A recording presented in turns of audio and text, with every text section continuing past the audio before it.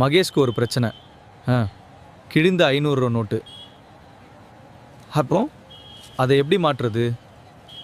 அப்பதான் ஒரு ஐடியா. இந்த கூட்டத்தில் யாரையும் ஏமாத்தலாம். ஒரு டிக்கெட் எவ்வளோ? 500 ரூபாய். சூப்பர். நோட்டு மாட்டிட்டேன்னு மகிழ்ச்சி. இந்த டிக்கெட் போலி.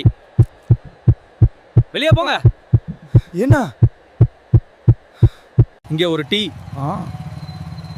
இது கிழிந்த நோட்டு, வாங்க முடியாது. கிழிந்த நோட்டா? என்ன சொல்றீங்க? இது இப்பதான் எடுத்தது.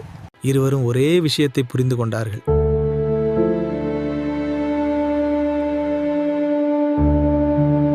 மற்றவரை ஏமாற்ற நினைத்தவன் இறுதியில் தானே ஏமாந்தான்.